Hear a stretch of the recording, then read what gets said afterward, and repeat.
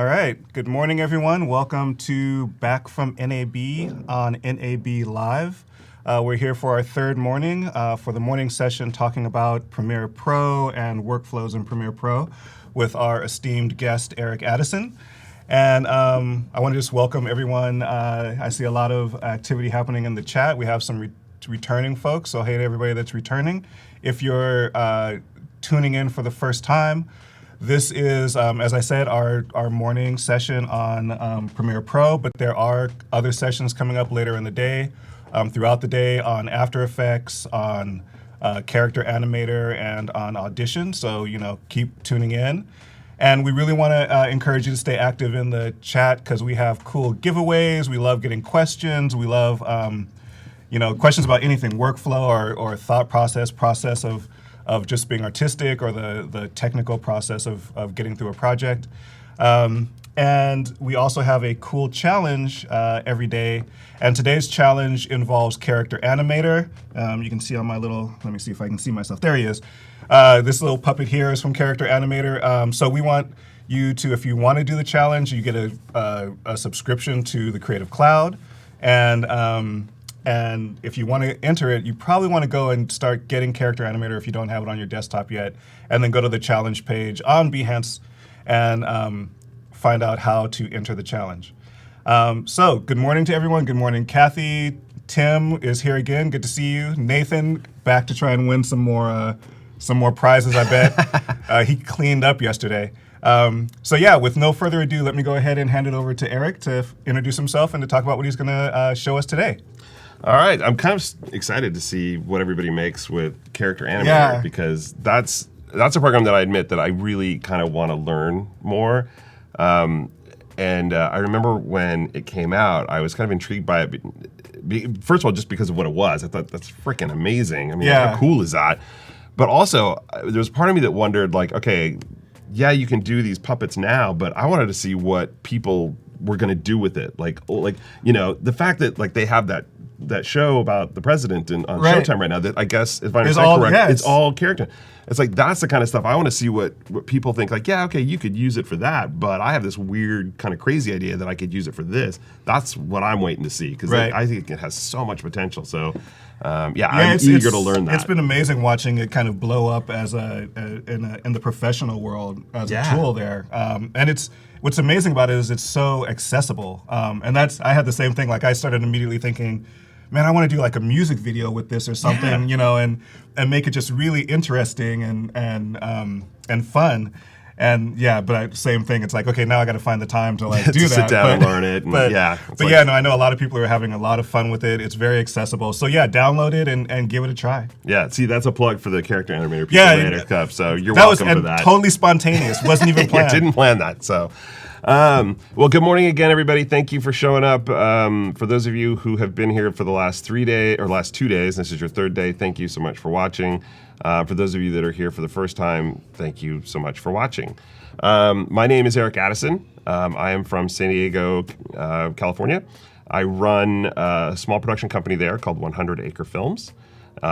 When I'm not doing that or struggling with my 2 one-year-old twins, I am running the San Diego Premiere Pro user group. So if you are in the Southern California, San Diego area and want to hang out with a bunch of other Premiere Pro users, you can find us on Facebook. Just search for San Diego Premiere Pro user group, or we're on Meetup. If you go to Meetup, search for San Diego Premiere Pro user group. You can find us there. We meet on the third Wednesday. Yes, we just changed our meeting day. We used to meet on the third Thursday, and now we switched it. So it is the third Wednesday of every month now. So I would encourage you, again, if you're in the Southern California area, or especially in the San Diego area, come on out. We'd love to interact and meet with you. And we nerded up last night was our meeting, and we had a presenter come in to talk about the Lumetri tools.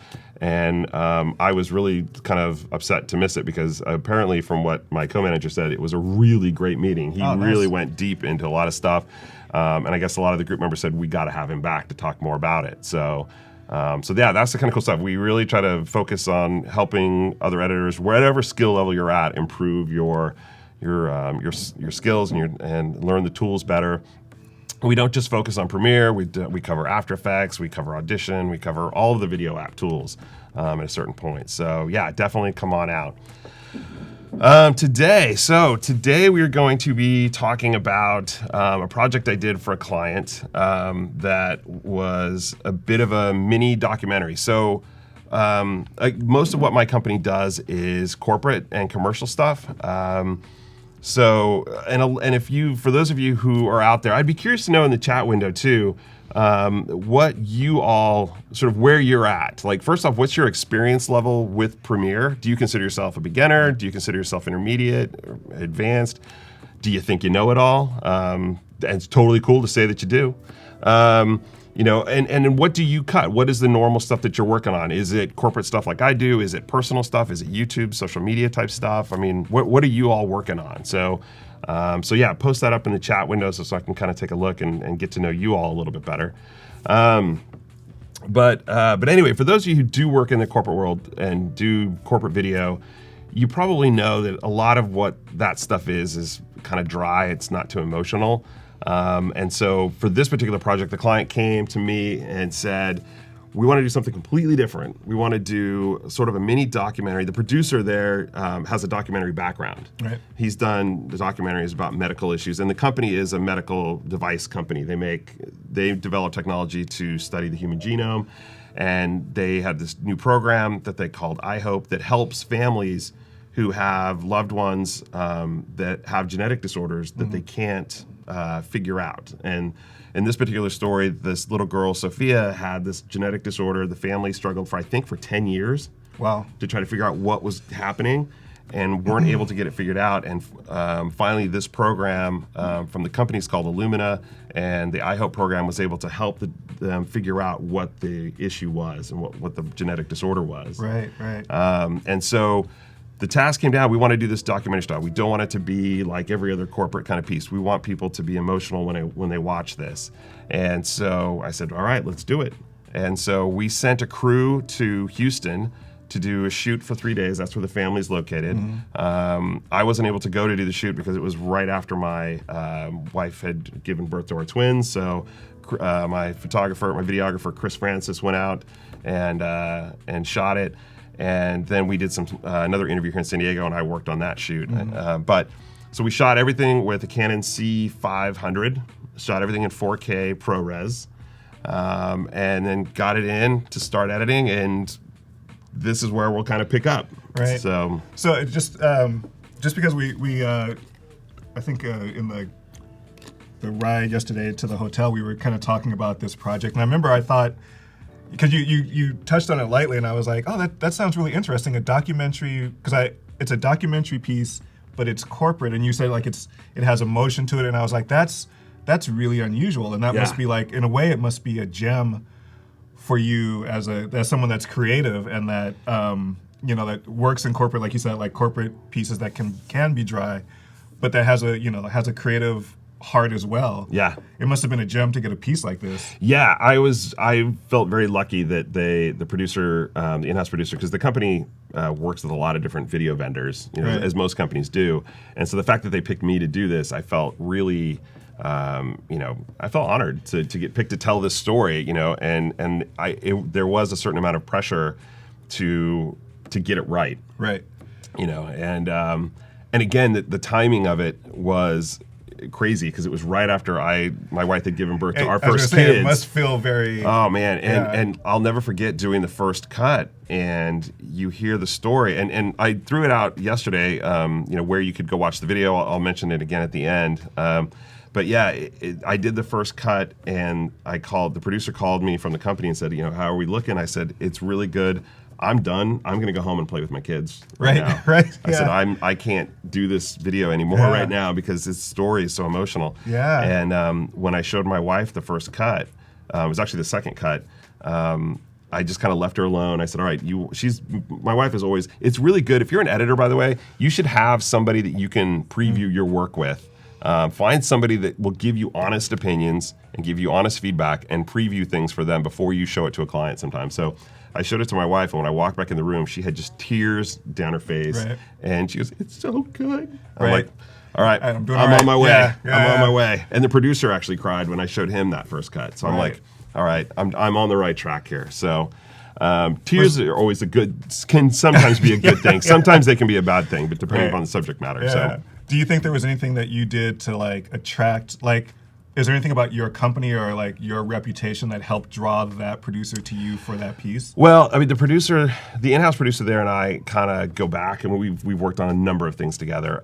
He was actually one of my professors in film school, funny enough. So I think he knew that I love to tell a good story. Right. And that, to me, that's the most important thing. It doesn't matter what kind of area you work Right. in.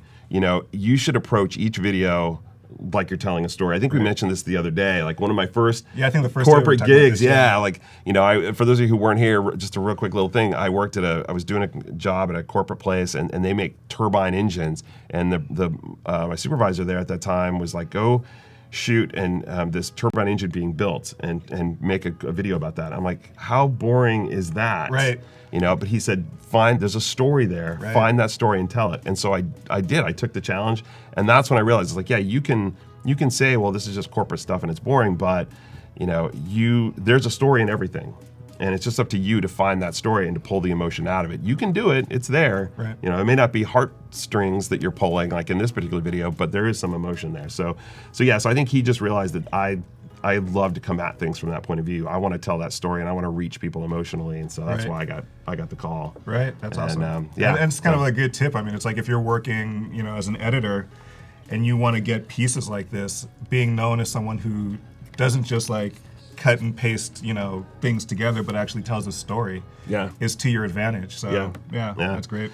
So we got started. Like I said, we went and shot everything with the Canon C500. For those of you who are probably going to ask that, because everybody always wants to know, what did you shoot it with? What format? So C500, we recorded everything to a Odyssey 7Q Plus recorder in 4K ProRes, true 4K, not Ultra HD.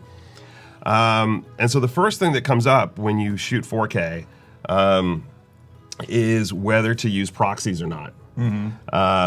And so that was kind of something that I had to decide, being that I was going to be doing the editing on this. Should we do proxies or not? Premiere, for those of you who aren't familiar with Premiere's proxy workflow, it's awesome. It really is awesome. I love it. I agree. And so, after doing some tests and loading up some footage and seeing, how my system would respond to the 4K, I kind of determined that I didn't need proxies this particular time. But for those of you who haven't worked with proxies before, I kind of want to go over that real quick, just to sort of show you that workflow, so that if you are working with the 4K project, you know how to work with it. Regardless of what your system's like, you can still do this project. You can just use the proxies and then output the 4K.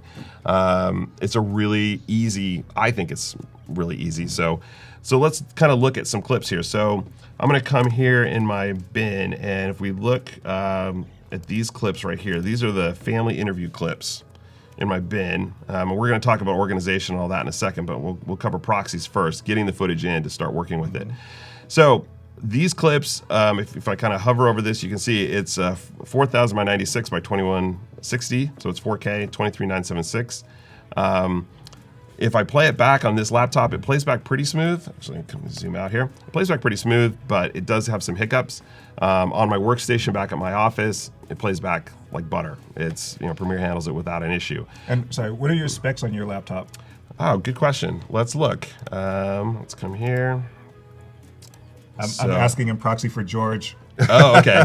So here is the specs. I've got an Intel Xenon CPU that's 2.8 gigahertz, but it actually can be overclocked. It has something. I'm not that big of a hardware guy, so bear with me when I kind of go through this with you. But I know that the 2.8 can get overclocked to 3.25. I think it can sort of fluctuate. I've got 64 gigs of RAM. The graphics card in here. Let's see. I forget. It's an NVIDIA. If I come to display adapters. It's an NVIDIA M3000. So I believe it has like 4 or 8 gigs of RAM. I'm not sure. Right. And then internally, I have, I think, a 500 gigabyte SSD for my system drive, and I have a 2 terabyte media drive inside. And then this laptop also has Thunderbolt 3 connector. So right now I'm Fast connected in connection, Thunderbolt 3, which again factors into when you're starting to edit, if you're editing with 4K, if you have a fast connection like a Thunderbolt 2 or 3, you're probably going to be able to get the throughput enough to be able to handle it. But again, it depends on your CPU and your GPU. Right, A lot of other factors there. So. And I think people are kind of, actually it's Megan, but yeah, I was going to say we should probably explain a little bit more so like you were saying, when you looked at the project, you were able to use the 4K without proxies. Right. So like your determining factor for deciding that was playback and Yeah. And yeah. For me, it's playback. It's, can my system playback? When I have a client sitting in the edit bay with me, we're watching this, I need everything to play back smoothly and, no drop frames and things like that. So for me, it really becomes a playback issue. Right. There may be other issues that other people have to deal with, or think about, but for me, it's strictly playback. So, and I see somebody was asking what proxies are, and Megan said, can you explain about why you would choose to use proxies since Premiere Pro can take in most content natively? Yes, Premiere Pro can handle native files. It can play back the ProRes. It can play all that back without an issue. That's not a problem. But again, it sort of becomes just overhead. I mean, moving that much data around your system, especially with 4K and higher, if you have 6K red files, that's, on an older system, that might be tough to play back. Or if you don't have the throughput for your data to come through, that could be tough to play back. So that's where creating the proxy files creates a file that your system will have an easier time to play back. So for instance, these are the interview files. If I come down here to parents interview, so these are the interview files right here. The writing on the wall that we did. Okay, I have to. So this is the interview with the parents, shot 4K. If I wanted to create proxies for this, I just would right click, and I'll show you a couple different ways to create the proxy files. But if you've already got footage in the bin, you can right click, choose proxy, and then create proxies. And then this will open up this little dialog window. Let's zoom in on it here. So for format, now again, I'm on Windows. If you're on Mac, you're gonna see a little bit of a difference here in your format selection. But for me on Windows, I have a choice of either H.264 or QuickTime. And if I choose QuickTime, it's gonna give me 3 different options of Cineform, and then these 2 options for DNxHR, which I believe are more for VR. Yes, they're VR. Than they are for, so I don't know that I would necessarily use these, but I have these 3 options for Cineform. Now, there's 3 different resolutions. You're thinking, which one do I use? Right. It's all about your pixel aspect ratio. So the 1280 by 720 is the one I would use if I had Ultra HD footage. It's gonna be the same pixel aspect ratio and the same aspect ratio as that, and so that's what I would use. I think if I remember correctly, and I have it written down in my office because I forget all the time. I believe this first one is the one that I want to use, the 1024 by 540. That will create proxies that will fill my screen and not have any black bars on them. Because if you look, let's zoom back out. Oops, cancel that. Let's zoom back out. If I take this clip and I go to, this is at 100%, but oh wait, let's come back to. Oh, somehow I just opened up Audition. Huh. Don't know how that happened. So this clip should be, let's see, let's do set to frame size here. Wait a minute. All right, while you're doing that, I'm going to make a quick announcement. So the challenge today, when we get to it, which we are 10 minutes and 49 seconds away from, is going to be for, I am getting this in the shot. This lovely Adobe branded red Weekender bag that is filled with stuff that you don't get. Just the bag. You only get the bag. So this is what the prize is going to be for that we do in about 10 minutes. So if you want to get away for the weekend and have everybody know that you're down with Adobe, start chatting in the chat pod. Come over to behance.net, get into the chat, get active, because the random drawing is done from the chat pod participants. All right. So you can see here, if I shrink this 4K file down, you can see I've got these black bars on the bottom and the top. So that's why when you create your proxy, you want to make sure that it's you get the right aspect ratio. Otherwise, you're going to see this. So there's a question on there. I saw somebody said, what exactly is a proxy? Right. So a proxy file is essentially just a low-res version of your clip.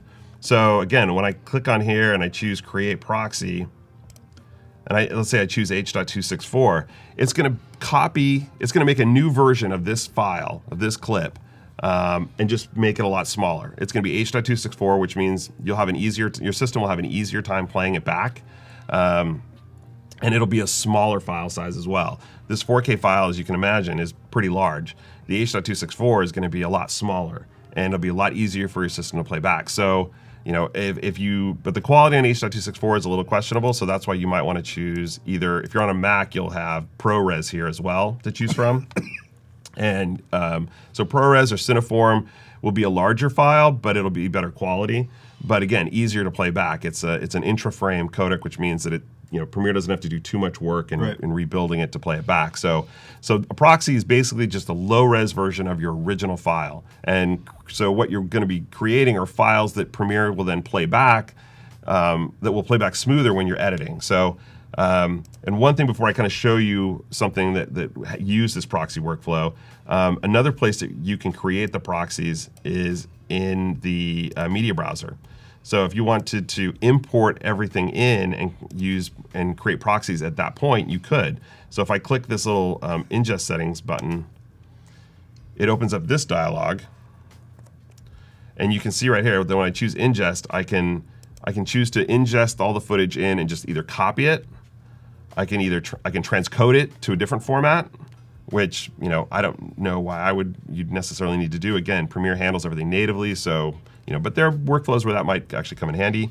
You can choose to just create proxies from those files, or you can choose copy and create proxies. So in my particular workflow, that's what I would probably choose, because I'm going to be pulling the clips, copying the clips from one source onto my machine here. So that's the copy part.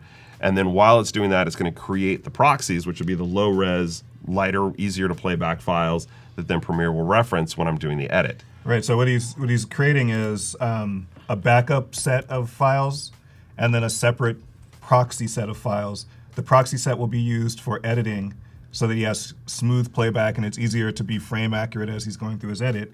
And the backup, the copy part, will be there in case whatever happens and he needs backup of those files. Right. So this is a project. Backup of the original files, not the proxy files. Yes.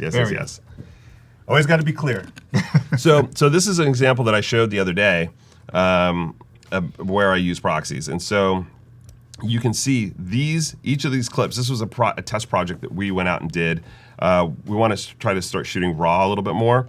And so we went to, we have a big park in San Diego called Balboa Park, which if you're ever in San Diego, it's an awesome park. Check out Balboa Park. It's awesome.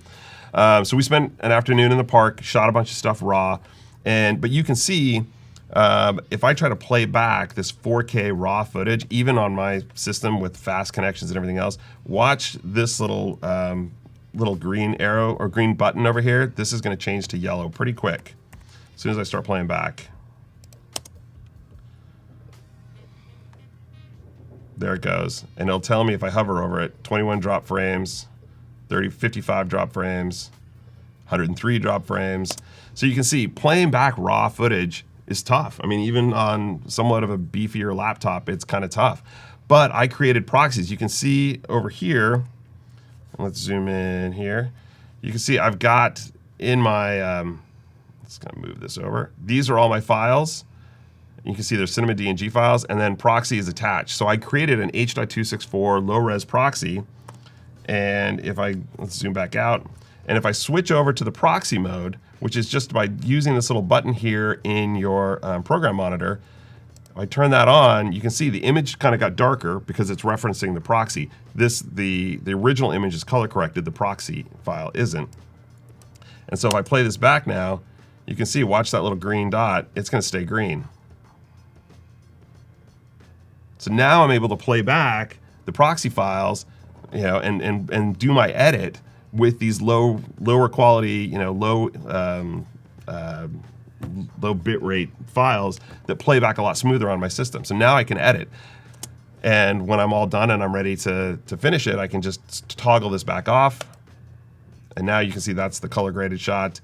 And I use the source settings, and that's a whole separate conversation, but raw clips have source settings that you can go in and dial in different things. So if I click this clip right here, load this up in like the source monitor. I won't spend too much time on this because it's a whole different subject, but you can see these are I use these settings for the raw clip to color correct. So that's why it's looking a little bit different, but.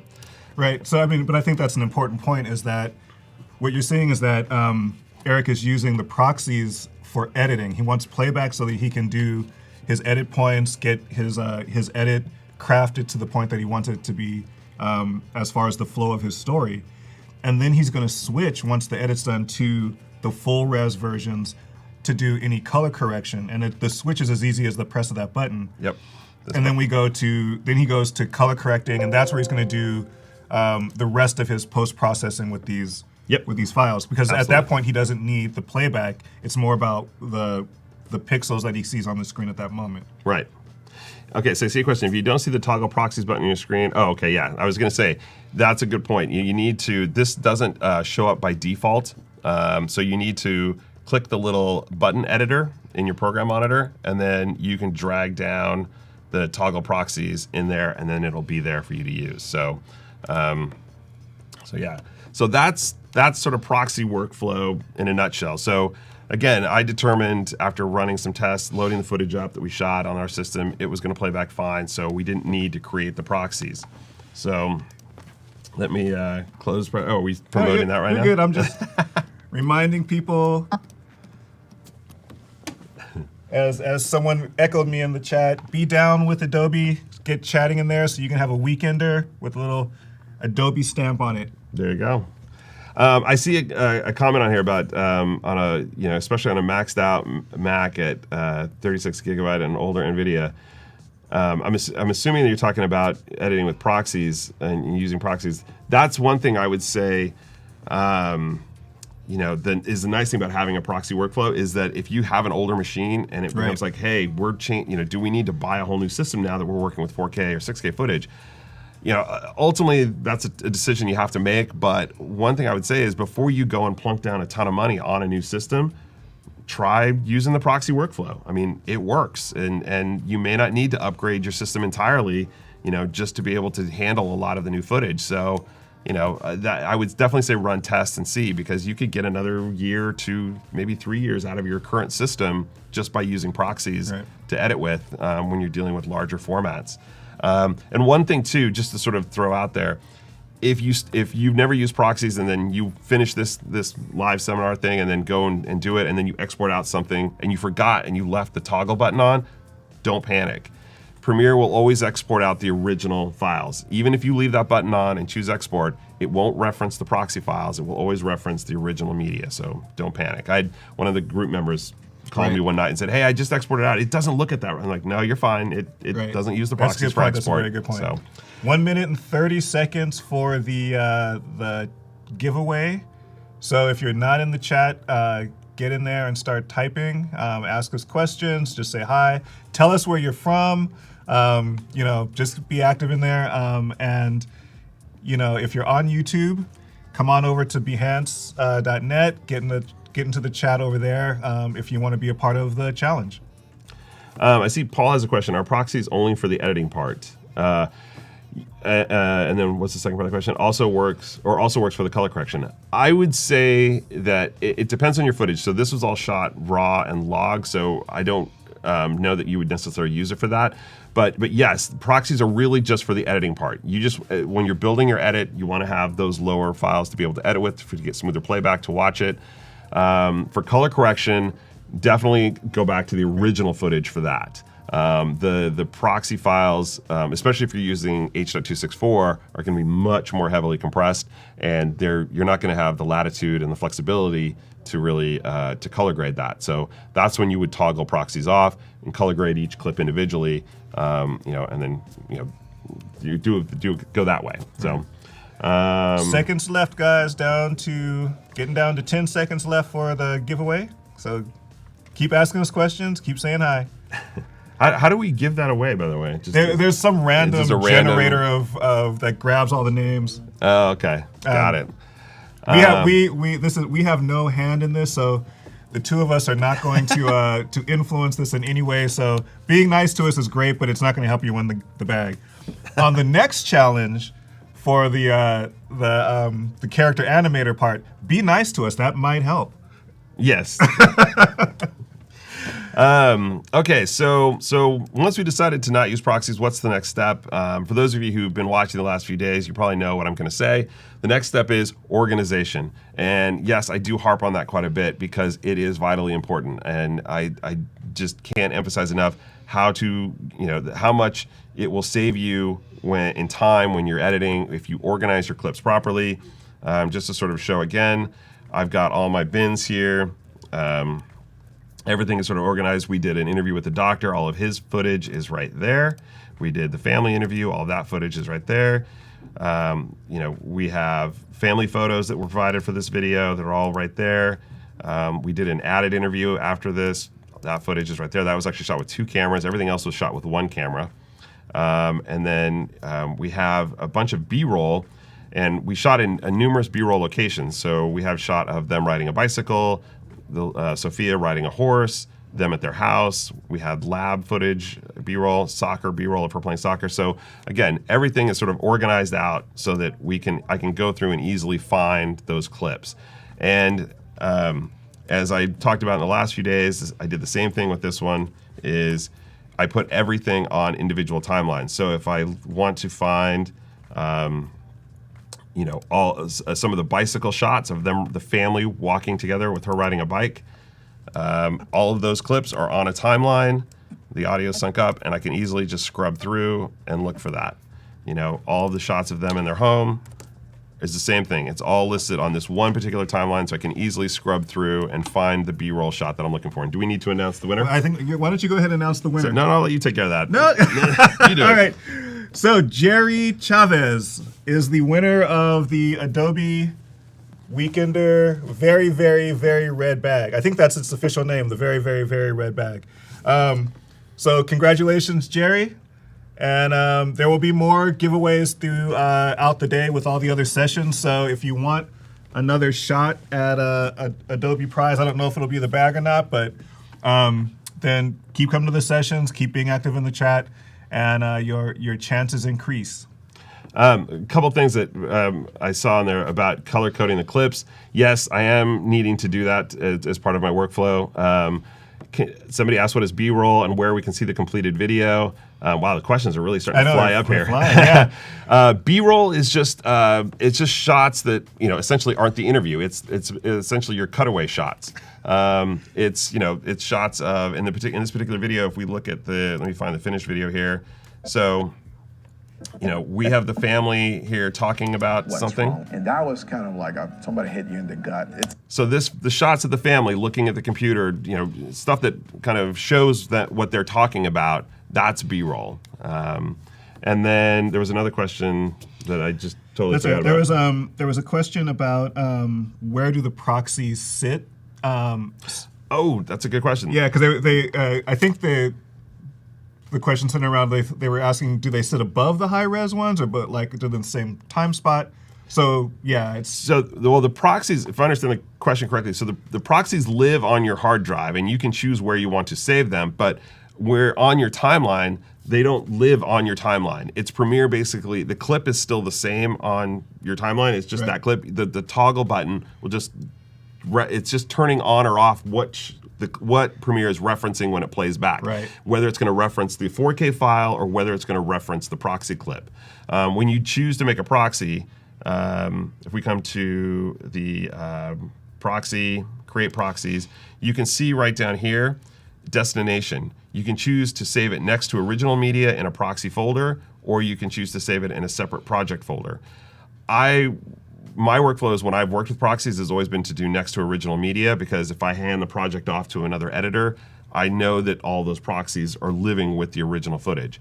But again, that doesn't mean that the proxy files are on your timeline. So there's 2 clips essentially. It's just one clip that Premiere toggles. So I guess another way of putting it is that all that's happening is Premiere is swapping the proxy into the exact for the original file on your timeline. So it's as if it's the same file. As far as the timeline goes, where it sits in the time, where the edits you do to it, it's as if it's the same file. but it's just swapped, as Eric said, the actual reference point. So when it's the original file, it's referencing the original file on your hard drive. When you swap to the proxy, it just switches that reference to the lightweight file. I need more coffee before I try and explain something like that. Yeah. I didn't realize proxies would be such a hot topic. Yeah, you know, I actually, it was funny. Somebody mentioned that we're editing like we did in the 90s because proxies have been around for a while as an editing concept. And it is interesting because really it's the way that cameras are pushing the size of files with the resolution and the bit rates and the fast frame rates. All of those things have actually started to outpace the power of computers. There was a time where computers were outpacing, you know, what the type of footage that was coming from cameras. Right. And now it's kind of swapped, and now cameras are really pushing ahead of what like your basic computer can handle. Right. And so that's why proxies are back. Yeah, I agree. So anyway, like I said, I mentioned that I lay all my B-roll, all my coverage. Somebody said that another word for B-roll is coverage, and yes, that's a good word to use for it. So I lay all those out on timeline so I can quickly find them. One thing I kind of wanted to address, so I don't know how many people do kind of videos like this where you have a lot of interviews and you have a lot of B-roll, but one thing that we have to do to help create the script for this is send everything out for transcription. So what we do is I put the parents' interview on a timeline, and for some reason I somehow have lost my trimmed up version of this. So I apologize that I don't have that for some reason. But what I would normally do is go through the interview if we're going to send it out for transcription, and I clean it up. So for instance, at this point in the script, you can hear that I guess a lawnmower, I wasn't there the day they shot this, but I guess a lawnmower from a neighbor's, they shot this at the house, and some lawnmower happened, and so they stopped the interview, and you can hear the crew talking in the background. I don't know how well you'll hear it over this, but... It's just something she really enjoys doing. So at some point here, you'll hear the sound guy. Let's see if I can find it. Okay, let's do that right now. So let's just sit quietly for a second. Okay, so yeah, I'm sorry, I couldn't find it exactly, but at some point, a lawnmower started, and the sound guy said, hey, we don't know how long this lawnmower guy's gonna go, so we need to get some room tone of the room with the lawnmower going. And I'll explain what room tone is in a second for those who don't know what that is. But basically, when I'm creating a transcript, when you send out for a transcript, you pay by the minute. And so when there's dead space here, and there's just people talking about, oh, we need to get room tone because there's a guy with a lawnmower. Oh, okay. And then people start making chit chat, but you don't cut the camera. If you don't edit that out, that will get paying for that. Yeah, you pay for that in your transcription. So what I do before I send out a transcript for transcription is I trim down the interview and I cut out all of this kind of dead space so that all that's left in the video is the question and the answer. That's it.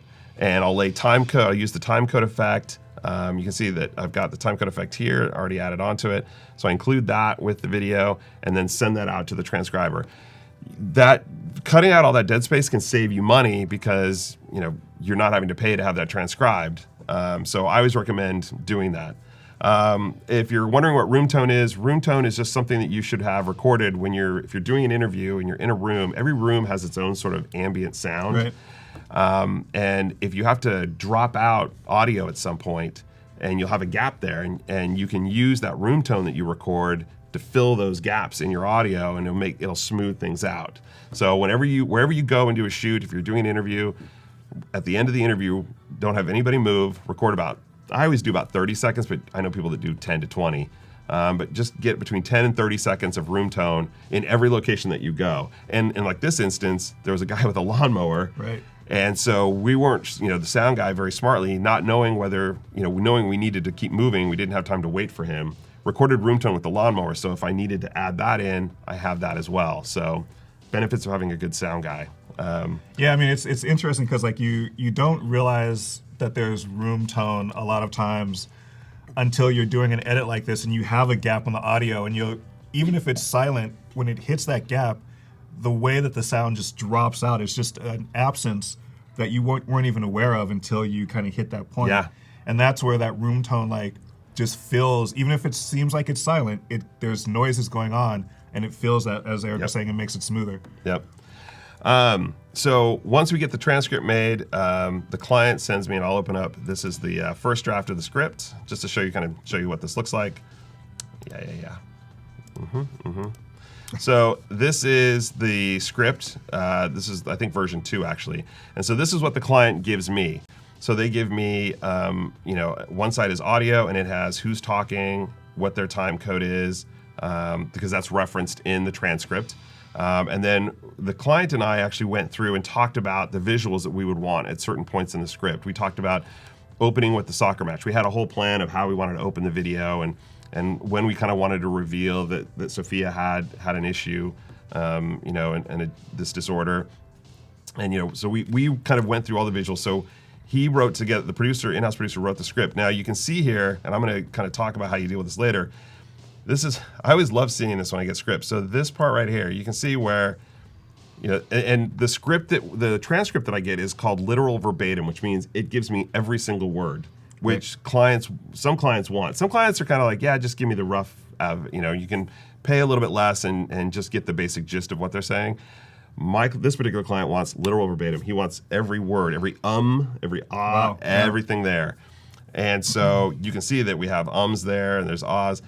But this is a case where, it was Sophia's 12-month appointment, and they want me to cut out what she says, the well visit with our doctor, and I have to come back where we had been voicing our concerns. So you can look at that right there and think, holy crap, I'm going to have to cover that edit somehow. So that's where B-roll really comes, or your coverage shots come in handy. You can hide all of these edits with that. The other thing is, since we shot 4K, we were able to, a nice feature is to be able to punch in. So let's go back to my edit. By the way, jumping in there, happy birthday, Jerry. Is it someone's birthday? Yeah, Jerry who won the bag. It's his birthday. Oh man, happy birthday! Wait, or yesterday was his birthday. Oh, yesterday I think was he his said, birthday. Yeah. But anyway, happy birthday anyway, happy belated, and yeah, happy birthday. You won a bag. That's awesome. So normally, if you're shooting with 4K, I'll show you what this shot looks like. So this is the 2-shot of them. Let's go to, I'm going to use the set to frame size, and I'm going to explain the difference, why you would use that in a second. Let's reposition this. So this is my frame.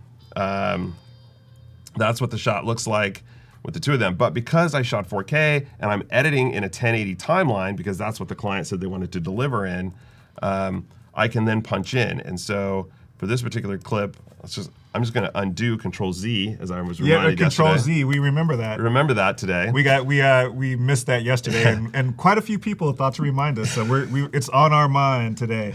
I would do that 99% of the time. The one time I forget to Control Z to fix something. Anyway, so you can see with these two shots, I basically punched in. This shot is at 100%. This shot is at 100%, and I'm able to punch in, and then I can go to this wide shot between the two of them again. So it gives me the ability to go from a wide shot to a close-up. Right. It's a nice feature of shooting with 4K and editing in 1080. Now, I wanted to kind of briefly touch on this set to frame size and scale to frame size. So they both do the same.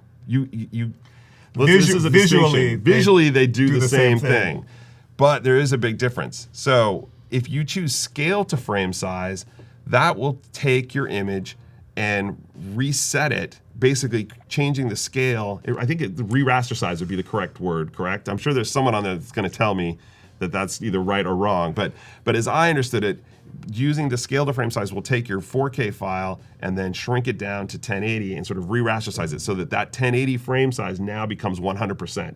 And if you enlarge it again, you could lose some quality. So, whereas set to frame size will just shrink it down. Am I wrong or right about that? Swap those and you're right. So scale to frame size, and also there's a few people in here who can correct me if I'm wrong about this, but I think you're right, except that it's the other way around. So let's try it. If you do scale to frame size, let's look at what happens in the effects panel. So, okay. Because set to frame size will shrink it down. Right, but you can tell by what it does in your intrinsics here. So set to frame size, shrunk it down, and scale. And yeah. Okay, then So- you're right and I'm wrong. I'm backing off. I'm just saying, use it all the time. Yeah, nope, I'm backing off. But the question that I was just asking about was the other option, which is the scale to frame size. I don't know what the correct terminology is on when it shrinks it down. It basically takes that 4K image, resets it to 100% at whatever your frame size is, and then So if you try to enlarge it, you might get a quality hit. Basically, you lose resolution if you do it Right. by the one that doesn't use scale. Scale will keep the quality. Right. Right, it's actually using algorithms. It's a much better quality way of shrinking it down. And if you David says I'm right. raster size to a smaller size, yeah.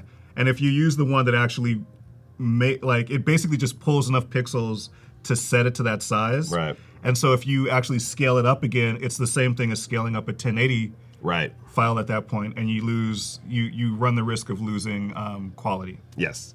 So That was garbled, sorry. the bottom line is, if you're doing 4K footage in a 1080 timeline and you need to shrink it down or to fit in there so that you get the full frame, set to frame size is what you want to use, in my opinion. So, and then I have to say to our Premiere folks, why is set to frame size scaling and scale to frame size not?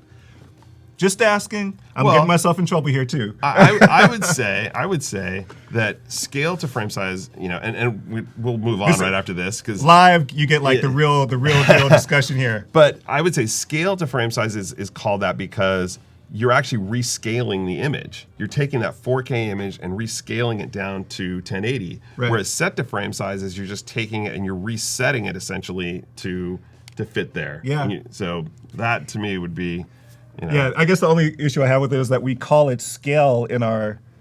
Well, yeah, because that's the scale. Yeah. So I don't know. Anyway, moving on before I get myself in a lot of trouble. yeah, David says it right. Set maintains quality, scale reduces quality, but anyway. All right, so, but getting back to what I talked about in the script, there was a thing in the script that where we had to cut out a bunch of sentences and you have to hide that edit. Well, lots of times you can just use B-roll or coverage to hide those edits. You can see that I do that a number of places. Here, for example, if you look at the timeline, I've got this picture of Sophia over, and you can see there's all these edits that I'm covering up where we had to trim out sentences or words or things like that. So, And they told us, hey, we want to do a CAT scan and we're going to do an MRI. And I started to really get that sinking feeling inside.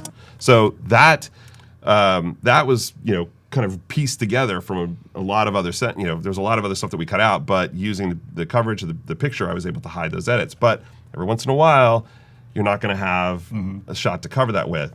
And that's where the handy dandy morph cut comes in handy. Morph cut is something that they added, I think, a few versions back. Yeah. And for guys that work in my field, it is an amazing tool. So you can see right here, I've got a morph cut. If I get rid of this morph cut, let's play the clip, and you can watch there's a bit of a jump cut between them. So if I just kind of go between those two edits, so you can look at her eyes and look at his eyes. So she's kind of looking towards the person talking, almost towards camera. He's looking off camera. The next shot, he's now looking at camera, and she's looking away. So when you play that back, you notice that jump. A team of child development. So it looks a little odd. But if I add the morph cut, now watch it. A team of child development. It looks a lot smoother. Yeah, that's a great. So if I go through, you can see it kind of creates that illusion, moves his eyes. Let's mute this so we don't have to. Yeah, this was a great feature for exactly this reason. Yep. And let me go full screen here. We'll kind of go back and forth. So you can kind of see her eyes. I mean, the only place I kind of notice, I don't even really notice anything. I mean, this is pretty flawless. So this is a great example of morph cut in action, how you can hide those jump cuts essentially.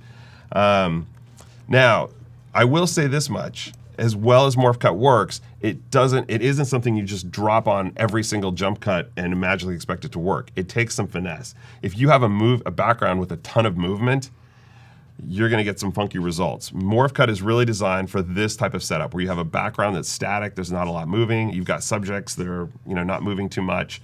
That's where it's for interviews essentially. So, and the other thing too is I found you get really good results when you don't have them talking. So if you can find those spots where their mouths aren't moving and then drop it on there and then reshape it. So if I drop morph cut, if I come up to my effects tab, morph cut is in transitions under dissolve. If I drag this down, you'll see when it drags down, it's a really big transition or effect on these two clips. But I like to sort of start shrinking it down to play with it. And you can see it'll analyze in the background. So I can continue to edit while it's doing its work, and then I can come back to it and see how it did. But you really want to adjust it and sort of get that sweet spot of where you need it. If somebody's mouth is moving, I find the results aren't always so great, but when you can get that pause, Right. It delivers tremendous results. So That's awesome. Yeah.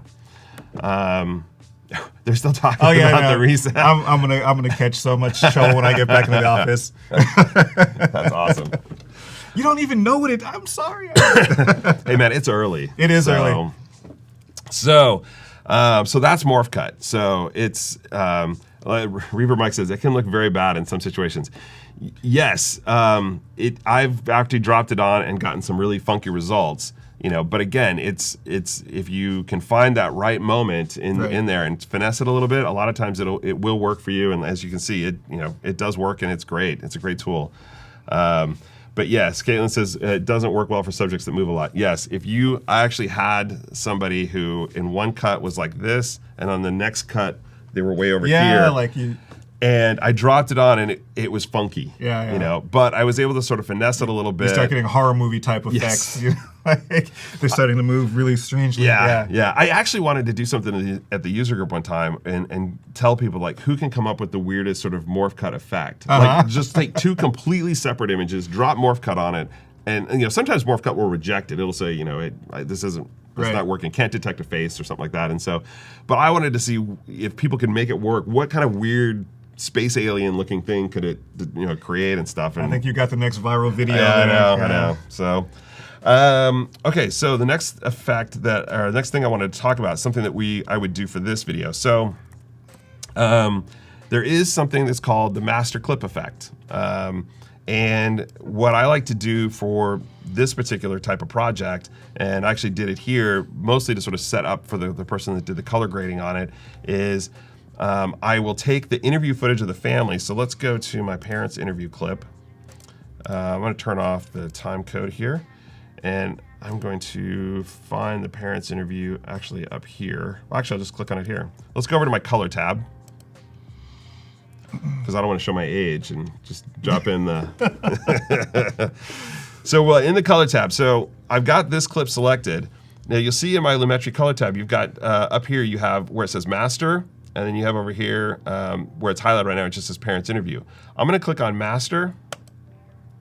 And so now what I'm doing is I'm adding a master effect to the clip, which means that this effect is gonna affect this clip wherever it lives in the timeline, wherever it lives in the project essentially, because I'm putting it on the clip itself. Right. And so for this, I'm just gonna give a little bit of a color grade. So this was shot in C-Log, so you can tell it's a little bit flat. So what I'm gonna do is just up my contrast a bit. Maybe not that much.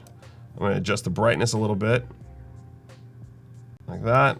You can see it's coming up. That might be a little too bright. Let's dial it back just a bit. Let me play with the highlights a little bit and bring those down.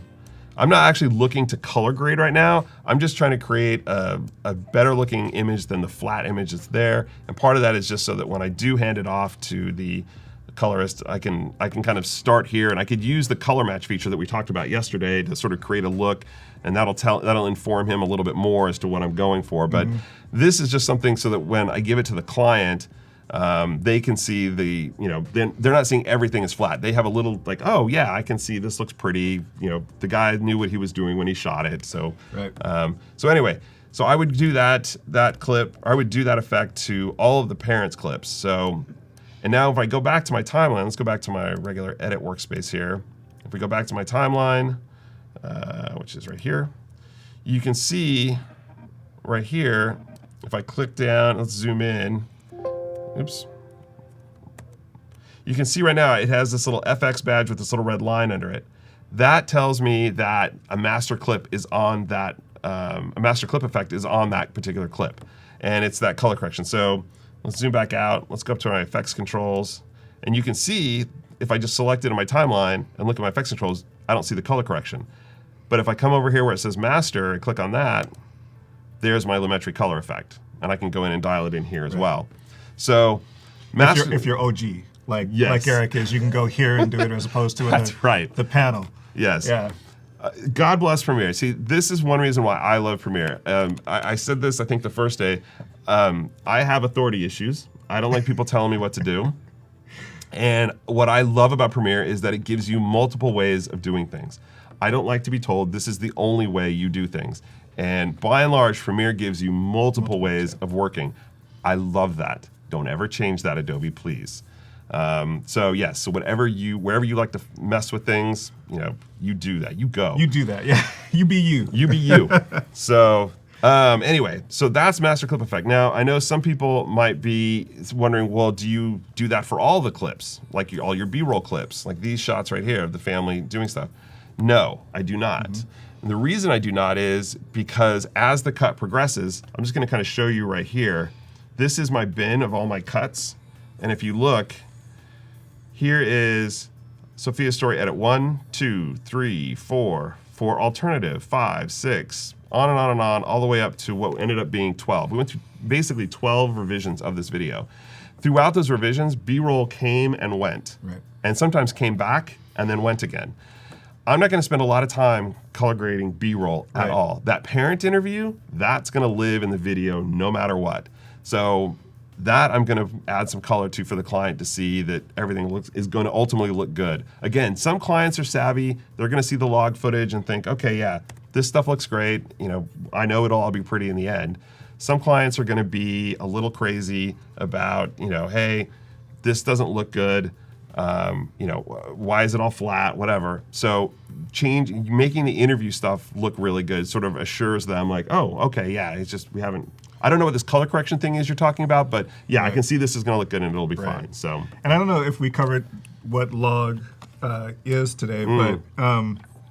So yeah, for those of you who don't know what shooting log is, when you shoot with a video camera, you essentially are shooting in two different kind of color spaces.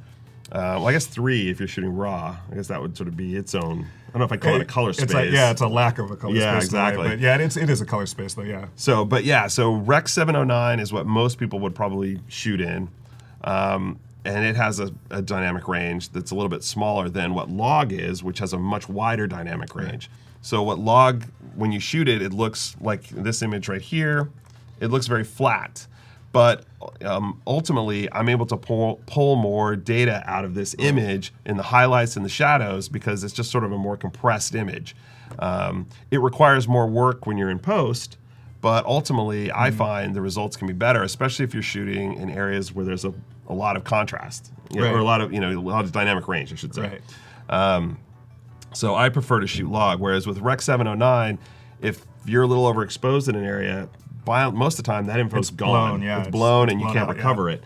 Whereas with log, you can a lot of times recover that, either shadow or highlight information. So that's what shooting log is. And every camera manufacturer has their own log.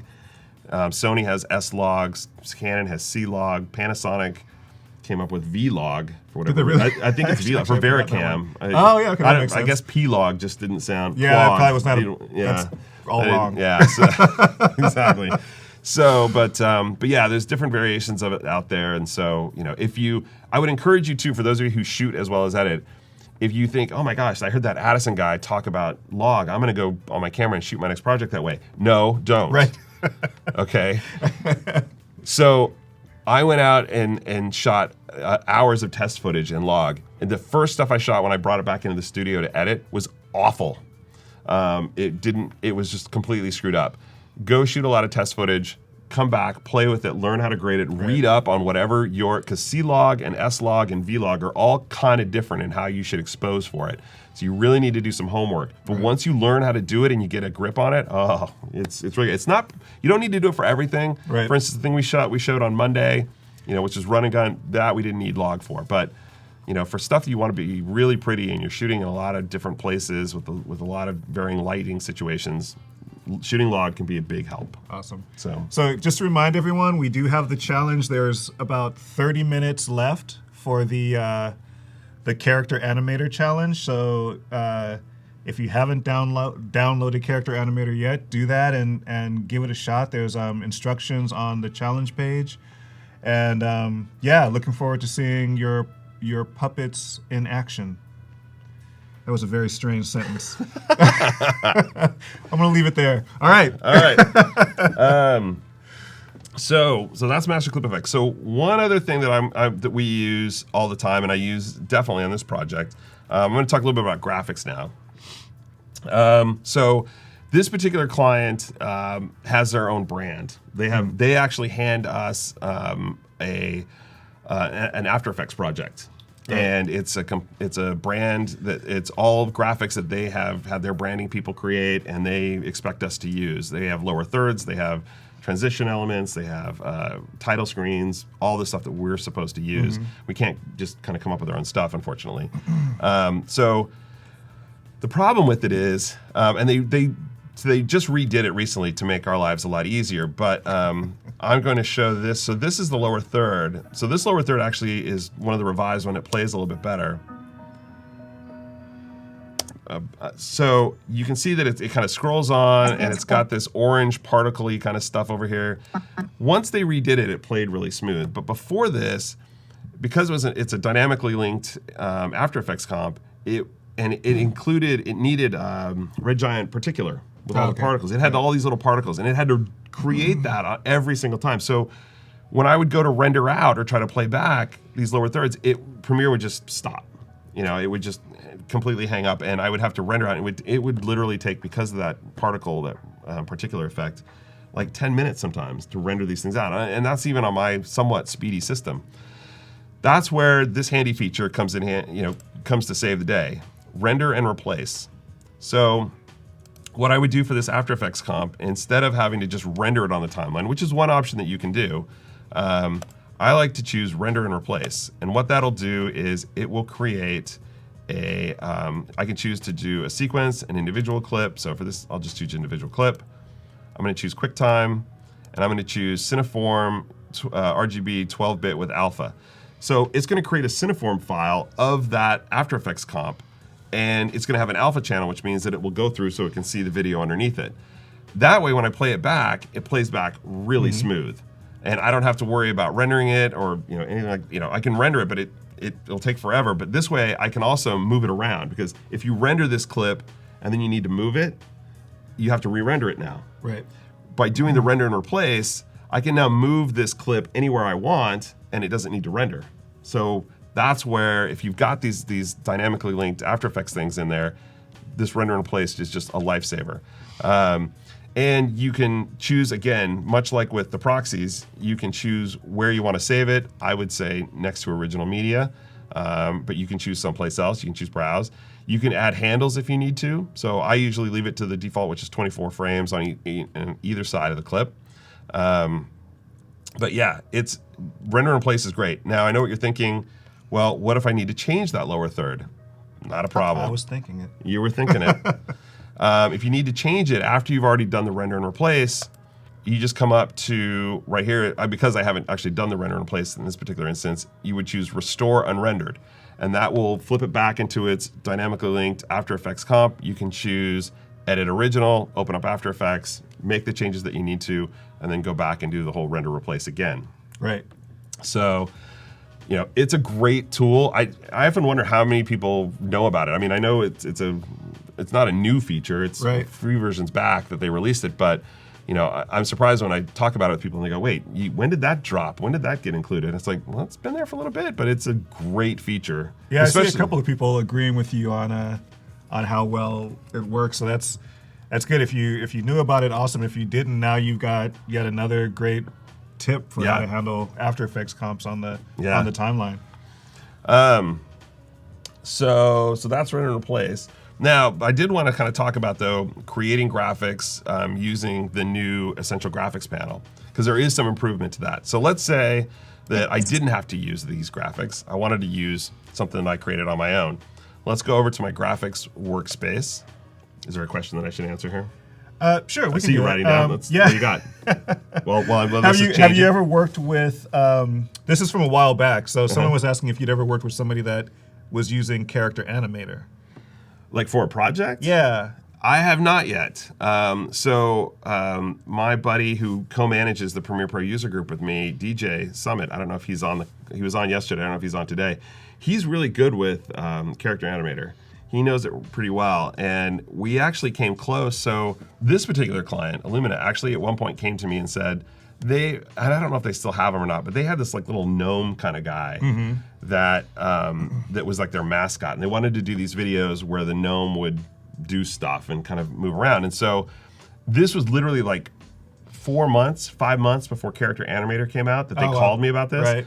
And said, hey, could you do this? And so I talked to DJ and we said, well, yeah, we can animate it. And it was going to cost a bit of money because you had to do it all sort of just traditional style, CG, and he was going to do it all in After Effects. And when the client kind of heard what the budget was and the requirements and the time to do the animation, they kind of said, oh, well, we don't want to do it. Right.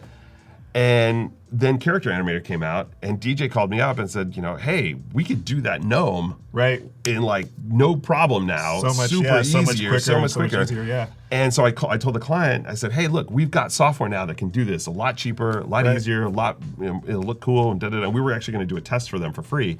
And at that point, they had said, no, we kind of changed our mind, and we're moving into a different direction. So, but that was the closest I've ever come to having a project to use it. But I am like on the hunt to use it because it's, like I said, I just sit and play with it sometimes when I'm like waiting. It just seems like it would be fun to use. Like I guess that's another plug for the challenge as well. Like man, get those. Well, the character animator people are getting a lot of love from us today. I know. Like we got clothing, we're branding for them. They better talk about Premiere a little bit. Oh yeah, we want some equal time here. Yeah, Dave. Exactly. Okay, so let's get back to this. So, wait, was that the last question, or was there something else? No, I think that was it. Okay. Okay, so let's get rid of this title. I'm not gonna delete it. I'm just gonna disable it, so that keeps it there. I'm going to find a lower third. So let's search. So I'm in my essential graphics panel, and you can see I am now able to search for things. So I'm going to search for lower third. And there was one in here that I really liked. I think it was this one. So, and you can see. Are you in Creative Cloud right now? These are just my templates. Oh, those are your own templates. Okay. Yeah, these are templates. So I could go to Adobe stock and search for lower thirds here, and I would get a whole host of things. So if I search for lower thirds in Adobe stock, here we go. So these are all lower thirds that I could buy. Some of them are free. Yeah, you can. I think there's even a free checkbox if you click on the. Yeah, there is right here. If you click on free, these are all the lower. I'm so glad that filled in because I was like, oh wait, if he clicks on it, there's nothing there. But look at us, Adobe stock. Well done. Yeah, these are all the free ones, and then you can click for the premium ones. So, yeah, these are all the high rent stuff. But yeah, so I'm just gonna. That's premium. I guess so. Yeah, that's awesome. So anyway, so I'm gonna go with this one that I liked. Where was it now? Oh, I gotta go back to it's in my template. Sorry, I'm still in the Adobe stock. Yeah. So I'm gonna drag this from my templates over here. Just drag it on there. It's gonna load it up. All right. So let's see who's talking at this particular point. I think it's Jennifer. At Sophia's 12-month appointment. Okay, so let's just use this one. I don't know if this lower third is necessarily the most appropriate for this type of piece, but for this demo, we're gonna go with it. So to change it up, you can see we've got insert name here, insert name here for like a title. So I'm just gonna make this screen a little bit bigger. I'm gonna resize things here. So I'm just gonna click on my title tool, and I'm just gonna, her name is Jennifer. Get rid of that E. And her title we'll say is Mother. There we go. Now, if I play this back, you'll notice At Sophia's 12-month appointment, we had been voicing. there's a couple of things wrong with that. First off, it's on the wrong side. And second off, it goes into the close-up of the dad, whose name is Walter, if I'm not mistaken. So I want to shorten it up. So to shorten it up, all I really need to do now, because the way this Mogart is built, is I can just drag this to the end of that clip, and now watch. At Sophia's 12-month appointment, we had been voicing. And the animation adjusts so it comes on, it comes off, just by me dragging it. You know, I don't know if calling that dynamically, whatever is the right word, dynamic, but yeah. you know. Well, the in point and the out point are set to always be the same duration, so Right. you can trim it so that the middle changes its length without changing the ability to have the animation in it. And I'm sure Megan's still in there. I'm sure we have an official name for that. Yeah. Which I've read at some point, but I have never said out loud. So I'm just Yeah, going to I'm not avoid sure what doing it that and let Megan put it in the chat. So, but to move it, what I want to do now is I need to move it to the other side. So I'm just going to select everything and then kind of drag it over here, which is another new feature, if I'm not mistaken, in this particular version. You can drag and select all the different elements at once. Before, you would have to drag them independently, but in this version, you can grab multiple graphic objects and drag them over. So now when I play it back, At Sophia's 12-month appointment, boom, we're good. we had. So, and if I wanted to add another one for Walter, I could just hold down my Alt key, drag over here, which will duplicate that, but now I can go in. First of all, let's move it. So what he just did there was Alt drag, Yes. which a lot of people don't know about, like to copy a timeline item, basically, which is super useful. I mean, you can always do right-click, copy, paste, but this is really nice and easy for actually getting it right where you want it to be with a drag. Yes. I don't remember when that feature got added to Premiere, but that ability to Alt drag to copy a clip on the timeline was that I sang from the rafters with joy on that because I use that all the time. Yeah, I mean it's I can't. Yeah, there's a few timeline improvements we've done over the last few cycles that have been really nice and made the editor's life much easier. So so we'll change. I'm glad we caused you to sing. Yeah, I'm sure my neighbors weren't happy about that, but all right. So we'll change this to father. Oops. Okay. So now you can see we've got it all set up. So At Sophia's 12-month appointment, we had been voicing our concerns with our pediatrician for some time now, and and boom, we're good. Lower thirds are created. So, and that was super easy. Now, there is, did you have a question? Yeah, a question was, these are Premiere created, Mogart, so you made these in Premiere? Yes, these were made in Premiere. I didn't make them. Somebody made them. But yeah, they were, as far as I know, they were created in Premiere, but I could be wrong about that. They I look know like Premiere created Mogarts from the properties I'm seeing. Yeah, if you go to the edit tab, it looks like they are. Yeah. So yeah, these look like they're created in Premiere. You can create motion graphics templates in After Effects as well. And you can actually add a lot more properties to them that are directly from After Effects that you wouldn't necessarily see in Premiere, and actually be able to modify those in Premiere when they come into Premiere. But these look like they were created in Premiere directly. And everything that you're seeing is all the things that these Mogarts are doing, the animation and the set out and in point, are things that you can create in Premiere and add to them in Premiere. Yes, what he said. What I said.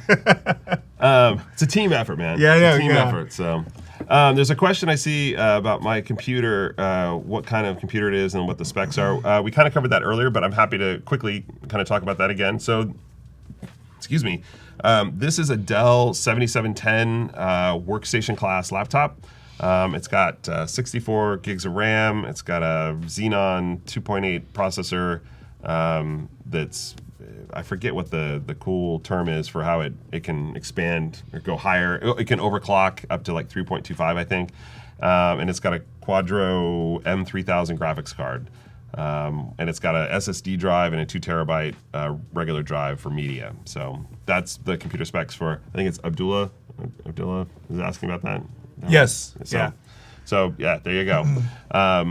And the Mogart question about Premiere was from Joseph. So thanks for that question, Joseph. Yes. And then we have some folks agreeing with you about the refining timeline. Yes, Caitlin says, Alt arrow up down is one of my best friends. Isn't it though? Isn't it? I love that alt arrow. Yes, okay. So Joshua Gomez is asking, you moved it, but I don't see the position value changed. So that's an interesting question because there's moving the elements within the Mogurt. So you can kind of think of a Mogurt as having multiple layers, and the bottommost layer is kind of the canvas. So that's the size of the entire. It's the resolution of the video. So it's HD 1080p, 1080, 1920 by 1080. There we go. And then there's the elements of the text, and if you can kind of see in, can you hover your arrow over the essential graphics panel? The text layer and the graphics layers, those are all layers within that canvas. So what Eric moved earlier were just those kind of top layers, those elements, the text element and the shape element, which wouldn't change the overall position of the motion graphic. Now, if you were to go into the effects panel, I think you would see the yes, and I'm actually going to show there. how to create a lower third using just the effects tools in just a second. Yeah, so you'll see more about where those the specific to the layer properties change and how you can animate them and all of that in a moment. Yes, and I see a couple of things. So first of all, Vincent is surprised that I'm using a PC on an Adobe stream.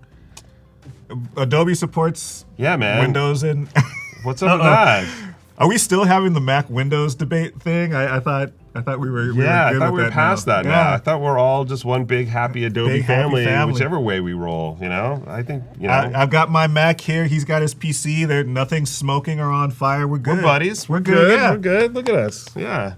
And then Caesar says, I think it's called burst versus overclocking. Okay. I'll go with that. Burst is a little scary though. It's kind of burst mode. I don't want to burst my computer's computer. in burst mode. Yeah. Stand away from it.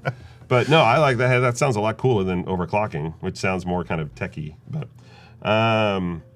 okay, so let's see if there's anything. I'm gonna leave the character. There's another character animation session later, so I don't want to get too much into character animator, but I believe there is a way to do character animator live. Actually, I know there's a way to do it live. So come back for that session. Ask Dave Werner and the folks that he's got in about. How to do character animator live. I like Nathan's comment. I'm going to call it beast mode. Beast mode, there you go. That's awesome. My computer is now in beast mode as it overclocks to 3.25 gigahertz. All right. So now I'm going to show you some new stuff that's in this release of Premiere. So if I wanted to create a lower third, so I'm going to create one for Jennifer here. And I'm going to change, so that's going off the previous style, but I'm just going to change the color here. So Illumina's color is orange. So I'm going to change that to, oops, got to have it selected. So let's change that to orange. Let's do that. Let's make it a little bit bigger. Let's add the drop shadow on it. Okay. Again, I don't know if this is necessarily the right style we'd want, but we're going to go with it. So let's add another. Well, actually, I want to do. Okay, I'm starting to see some submissions show up for the challenge. That's awesome. Keep them coming. We have about 11 minutes and 26 seconds left for the character animator challenge. So yeah, keep working on them and then submit them. Thanks. Okay, so I'm going to, drag this over here. Oops. Come on, I just want to move you.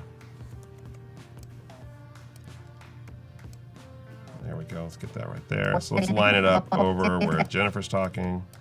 Okay, so I've created my lower third just by using the new title tool in Premiere. So basically to use the new title tool, if you're not familiar with it, you just click the T here and then just click anywhere and you can start typing and then it'll put it right on the screen.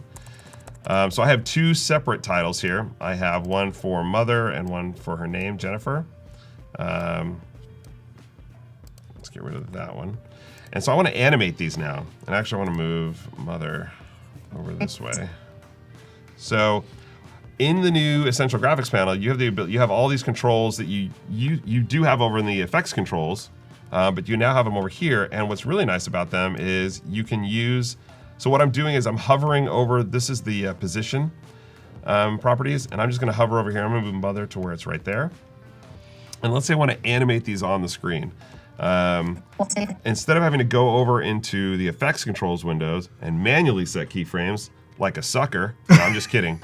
That's how I would probably end up doing it because I'm old school. But I love this new way of doing it. So all I have to do, so this is where I want Jennifer and Mother to end up. So I can just sort of say, okay, I want it to end up right there. So I'm going to move my CTI, my control time indicator, down to that point. I'm going to click on Mother. I'm going to come to Edit. And I'm going to click this little button right here to toggle animation for position. And if you look over in my effects controls window, you're going to see here in just a second, I'm going to roll this back. And I want Jennifer to start, or I want Mother to start, I'm sorry. I want Mother to start down here. So now when I play this back, Mother's going to move up from the bottom. And let's say I want Jennifer to move from the side of the screen. So let's go, and I can see where my keyframes are. There's a couple ways to see your keyframes. You can look over here in your effects controls, or you can click on this effects.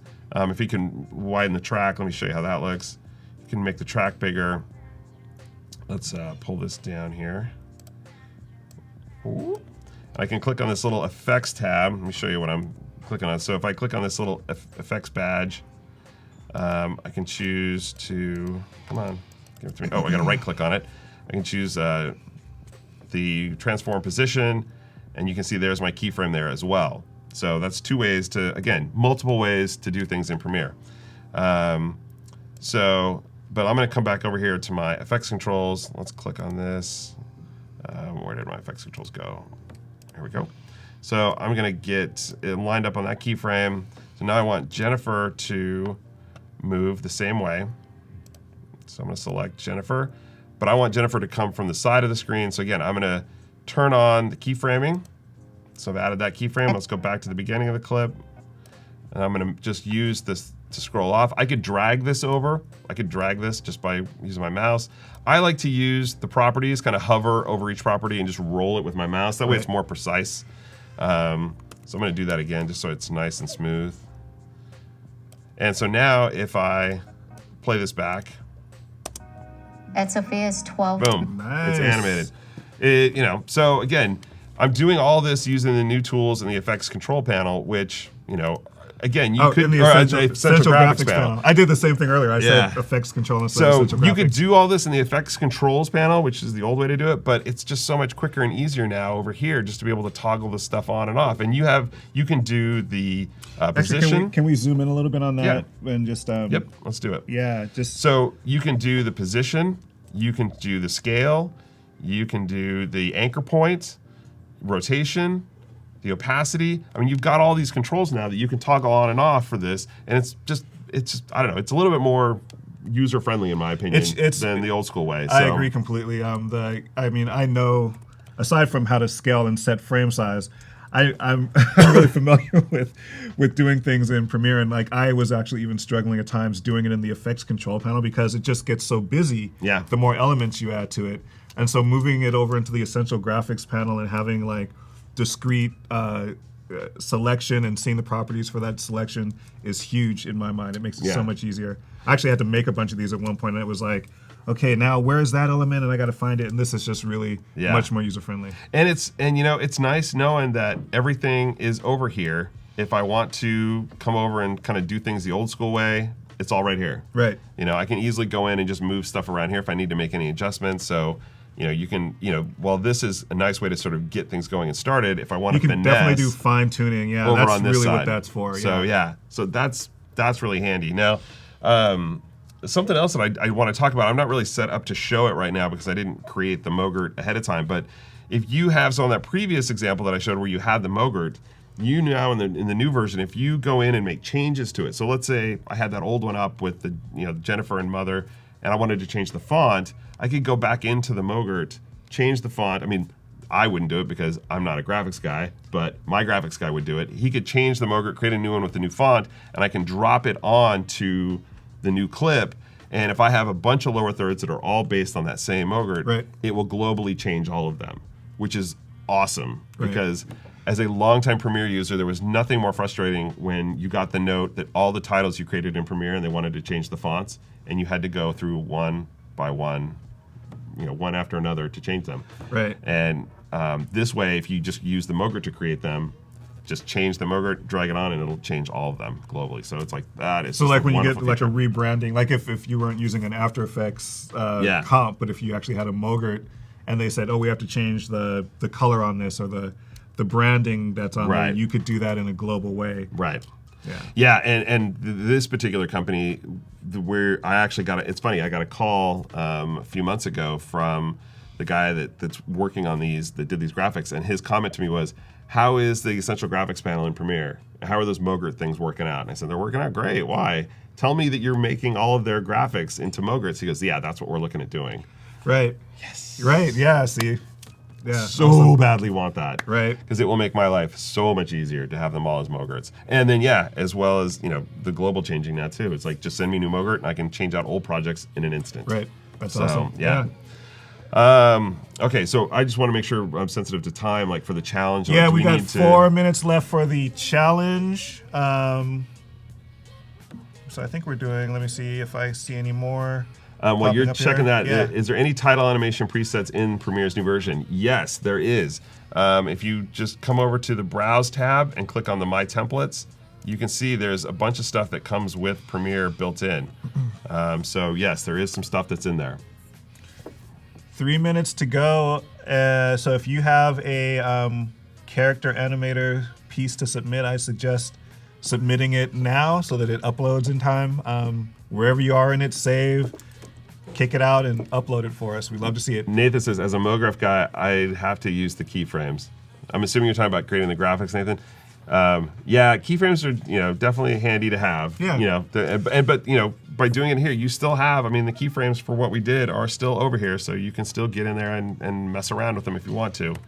Yeah. So. If nothing else, it's a great quick start to get you like your basic title and animation set up, and then you can go in and do fine tuning. Right. I kind of came into that out of context. Hopefully that was relevant to what you said, because I was only half listening.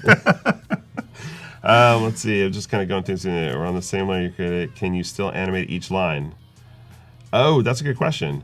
Can you animate each line? If we create them on the same, I don't think you can. I think you need to separate them out. I think you'd have to separate them to animate them. You can. You'd have to separate them out to animate them. Yeah, you have to separate them out. You can't, because it'll be one unit there. Right. So, and yes, I'm rather hungry for yogurt myself right now after all this talk. All this talk of Mogurts is making me hungry for yogurt. Okay. All right, so we have a couple minutes. So I was going to show one more thing if we have time to. We got 2 minutes. Okay, you 2 minutes. Show something? Yeah. Yeah. So let me go back. I'm going to go to my regular view here. So we showed this the first day, but for those who weren't here the first day, we'll show it again. So this is my timeline. I'm just going to kind of talk about audio ducking a little bit. So this is my timeline, and you can hear the music is nice and loud.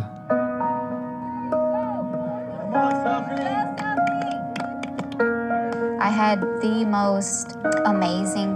But you can hear the music is still a little too loud.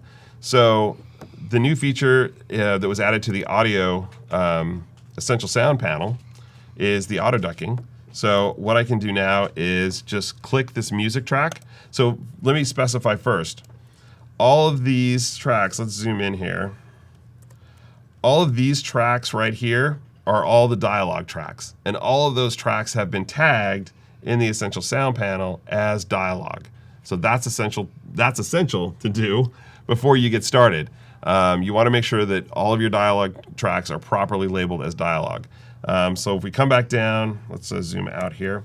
So now if I come down and I select that music track that's underneath all that, and I'm going to say, okay, I want that to be music, and I'm going to turn ducking on. I'm going to click on ducking, and I want it to duck against, this is kind of important too. So you've got in the ducking panel, you have these different things. So you can choose, I want it to duck against dialogue clips, music clips, sound effects, ambient clips, without assigned audio type. So you're just kind of saying this is to look forward to duck against this. Premiere needs to know when you want to bring the music down. So I'm going to click Generate Keyframes, and Premiere is going to go to town on this particular music track, and you can see, boom, it generated the keyframes for me down there. So if we play this back now, let's see how we did.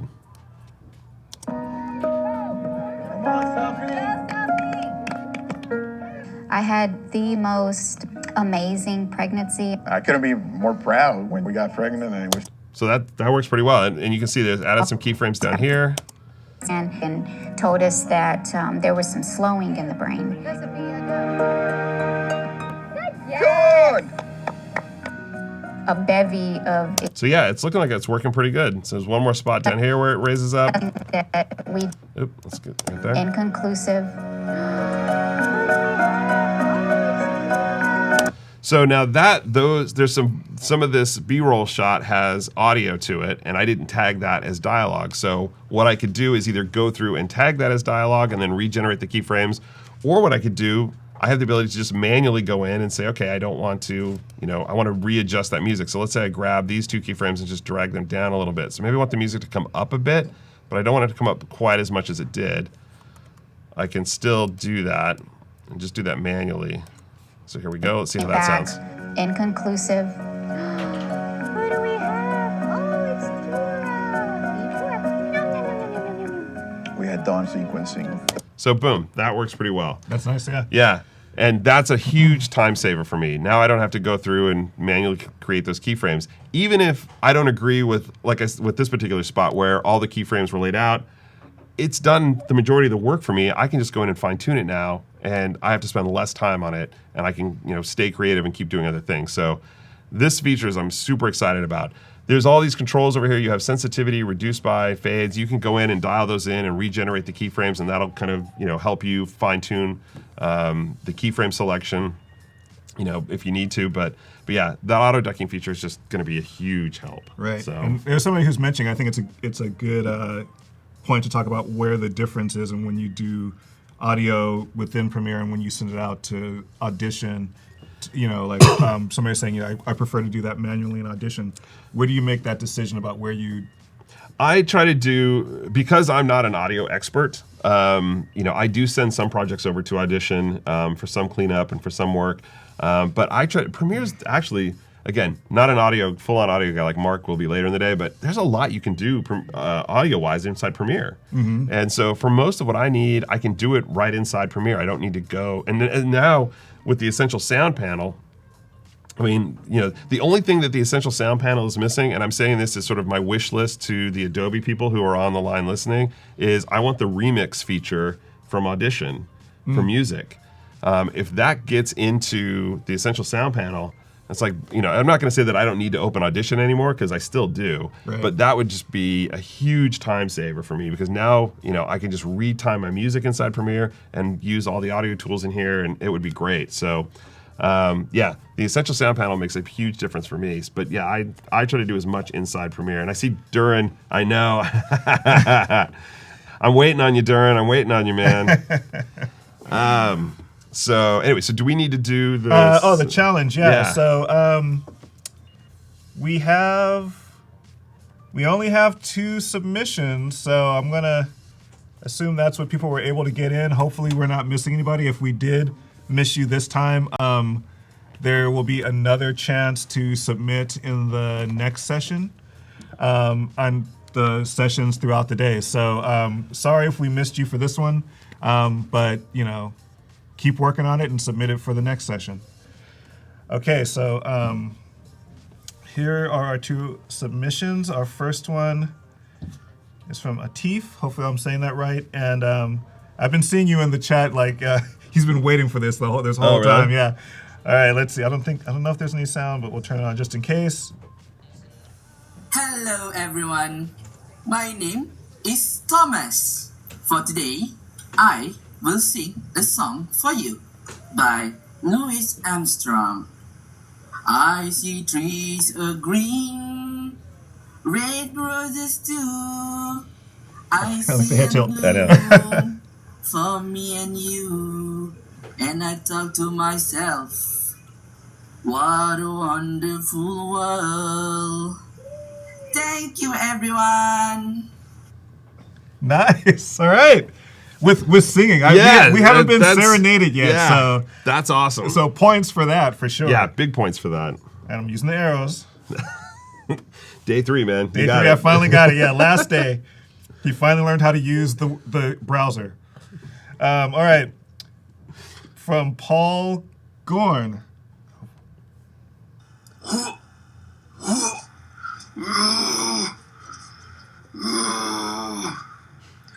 All right there, Adobe Live.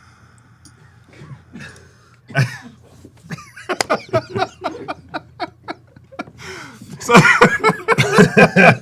Paul, you got the whole studio like cracking up right now. I don't know exactly what was happening there.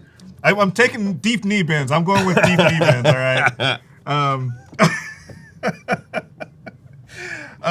So I'm definitely like the guest gets to the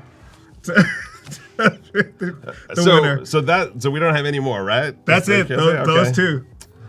That is a tough decision. Those were entertaining in very different ways, but very entertaining. So I think Paul, you did a phenomenal job in pushing that out. So I'm going to say, though, that I have to give it to Atif only because he sang.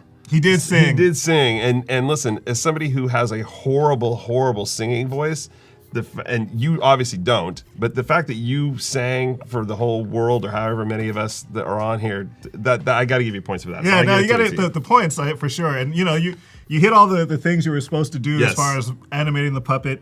Yes. Paul, definitely honorable mention. Yes. For many things there. Yes. For sure. Yes. I wish I had some kind of swaggy thing to give you, Paul. I know. I wish we had the lapel pins from yesterday or something to like throw out there as the consolation prize. But yes, Atif, you won. Congratulations. He was like sweating. Can't wait. You know, he was like he had a hole. So yeah, your perseverance won out. Well done. Good job. All right. All right. And the producers will be in touch with you on Adobe Live to talk to you about how to get your prize. Yes. Okay. I don't really know how to exactly follow that up. Trying to recover from that. That's I'm assuming that's a new one for you guys here in the studio. Yeah. Okay. All right. Oh. That's it. Okay, well, so those are a lot of the new features that I kind of wanted to talk about and things that we did for this. I'm going to go back to my regular edit workflow here. So we've got probably, about 20 minutes left, 15 minutes left, just so I know how much. About 20 minutes left. 20 minutes left. So, so kind of what I wanted to go through now is, since I've gone through a lot of the features in Premiere and the things that I use to sort of help tell this story, I thought maybe what I would do is just sort of talk about the process of what we did to, what went in, like the thinking behind a lot of this. And this is a little bit more on the creative side, more so than I guess on the technical side, but I'll show you parts of the video and maybe kind of illustrate things that we did. As I mentioned, we went through a lot of different versions of this, and I'll be honest with you, there's one thing that ended up happening about midway through the process is the client and I got a little frustrated because we were pushing against some folks at the company who wanted to kind of see the video a different way. They were asking for cuts that were, we didn't believe in, but as I said yesterday, beauty is in the eye of the checkbook holder. And so sometimes you just have to suck it up and kind of go with what, the client is asking of you. But this was an instance where the client actually came to me and said, hey, I would like you to make, can you do a cut for you? And so I actually did. Unfortunately, it didn't make it. And I spent a lot of time kind of crafting my own version, adding little bits in that had been cut out and things like that. But, I say all that to say that, when you're working as an editor and you're trying to pour your passion and your heart and your soul into a project, don't be afraid to do that. Take those chances. You may not have a client who says to you, hey, go your own way. Let me see what you want to do. Hopefully you will, because those are the kind of best clients to work for. But if you get that letter or that email that says, hey, we're not going to go that way. We like the changes that you made, but let's go this way.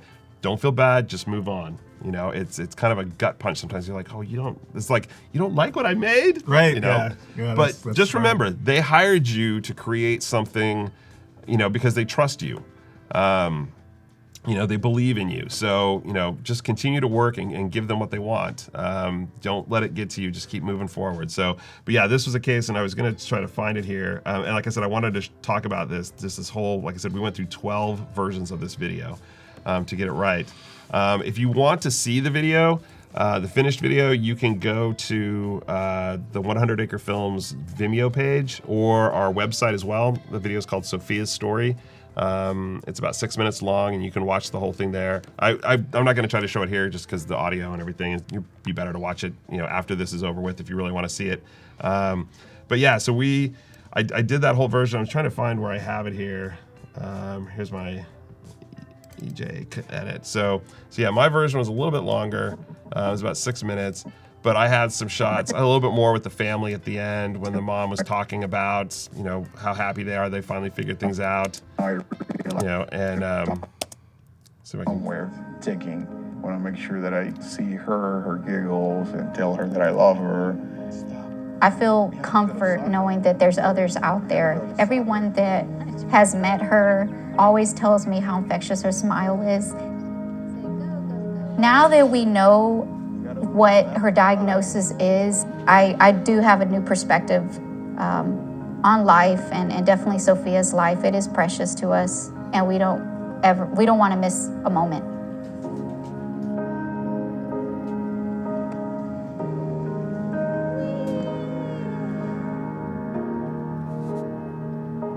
So that ending was a little bit shorter in the final version, but I like this ending because we kind of had more of the parents talking. We saw more of them interacting with the daughter and pushing her in the stroller and kind of doing normal kind of kid things. And I did want to talk about music selection too, finding the right balance of music. This was a pretty emotional piece. When you go and watch the whole thing, you'll see what I'm talking about. And there was definitely a balance to not hit those emotions too hard. Some of the music that I initially put in there, I thought was great, and the producer kind of pushed back on it and said, you know what, I think we're trying to manipulate the viewer a little too much with that music. And so we kind of dialed it back and found things that worked to carry the story, but not in a, it was the story it was them that was carrying the story, not the music pushing the emotion. That's a great point. It's funny. I have a 13-year-old son who's very sensitive about the movies we watch. And one of his things is he'll say, "Uh-oh, the music." He's like, the music's getting too intense. I'm out. And I'm like, he's a great barometer of when music is kind of a little bit overused in like pushing the story. Yeah. And so it is a good thing to keep in mind. I mean, that's great feedback. Yeah. It's nice you worked with a producer who kind of. Yeah, he's done a lot of documentary work. So he, it was his first time. It wasn't his first time doing this, and so he knew kind of, what he was looking for, and he knew the balance. I mean, he was great. He gave good constructive feedback, and he's just great to work with. So. Yeah, nice. But yeah, and I did want to mention too, so I saw somebody in the chat pod talked about duplicate, then revise. That is, I can't emphasize that enough, and I think I've talked about that in the previous sessions. Mm-hmm. You can see all of these different timelines. So before, the way I work on a corporate project is, I'll work on a particular edit. When I send it off to the client, I'll get the notes back, and then what I'll do is, when I start on the next version, once I get the notes, you right-click, choose duplicate, and it'll duplicate that sequence. You always keep that previous version. Right. As I said before, a lot of times shots, sequences, graphics, things like that you may throw out in a new version, 2 versions down the road, that client may say, we want that back. We love that. Now we love that. We want to put that back in. Okay. And you don't have to go back and rebuild it. You can just copy and paste from the new, or from that old sequence. So. By the way, it's something completely random that I just wanted to throw out there because this is a new feature that I don't know how many people know about this, but and it doesn't really pertain to this, but I wanted to throw it out there in case people weren't aware of it. Uh-huh. The ripple, the ripple edit markers when you hit delete. So if you set edit markers now, let me see. Let me go to let's say this. If I go, this, to me, I have been wanting this for so long, and this is just so great that I have to share it. And I wanted to share this earlier and I forgot. So if I set a chapter marker or a marker right here, and then let's say I close this gap, that marker moves now. Yes. I love that. I love that. Yeah, I really love that. That's such a great feature. Thank you for that. And yes, I think so. I know David Cuspel, who I think is online, was instrumental in. Yes, and I'm sure he probably working was. that through. Thank you, David. Yeah, because guys like me really appreciate that. So anyway, I wanted to talk about that earlier. Somehow I forgot, and I just wanted to throw that out there as another new feature if for you to work with. So, anyway, but yes, duplicate your sequence. Keep things. Always have those. To fall back on. And let's see, what else did I want to talk about here? We talked about the B-roll, keeping everything, from a process point of view, sorting out the B-roll, so that you have that easy to find. So I think, I think I kind of covered everything we have. Are there any other questions that I've missed? I just take a look. I actually lost track of it for a moment there. Are there any questions? Yeah, if you have any questions, if you have any questions, shoot now's us the time questions. because we've got a few minutes here. Yes, the copy and paste sequence marker feature too. There's that as well, where you can copy and paste. That's where if you copy. So yeah, I could. Let's see if I can do it here. So let's add some markers. I'm just pushing M to add markers randomly. Oops. You have to enable it in the marker menu. Yes, in the marker menu up here. Copy and paste. So yes, in the markers. Copy and paste includes sequence markers. And let's just create a new sequence. We'll just call it sequence 2. Where was I? I was just in parents interview. Oh no, I was in this sequence. So I'm going to hit Control A to select everything. And then Control C to copy. Go to this new sequence, Control V. And voila. Voila, look at there that. They are. The markers came with it. Markers came with it. I'm not gonna lie. I had no idea that feature existed. Really? There you go. That's really cool. That's a handy feature. That's a very handy feature. I will use that. Oh wait, I'm sorry. You're right. Okay, wrong way around. Let's see. Is there anything else question-wise? I don't see anything in there. So, well, let's talk about. Because I think I'm always interested in the creative process and all that. So, you kind of talked about the technicality of putting this all together. Like, just what was it like? Just making this. Was this the first time you'd done a documentary? Was this? So, was it interesting doing a corporate documentary? It was. It was interesting. It was interesting doing it because, I'd never done anything quite like it before. And from like a technical standpoint, it was interesting because we had to, including natural sound, including the net sound from people talking and including a lot of that, but also just trying to really drive, have an emotional moment.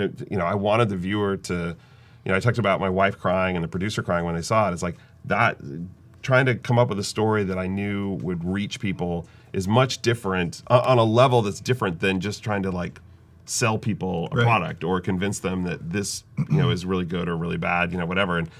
And so it was, you kind of go into it with a different mindset. And like I said, I felt after viewing all the footage and hearing the family story, I took on a certain sense of responsibility. I don't want to screw this up. These people have been through quite a bit, and I want to make sure that their story gets told in a respectful way and in a way that honors them and their daughter.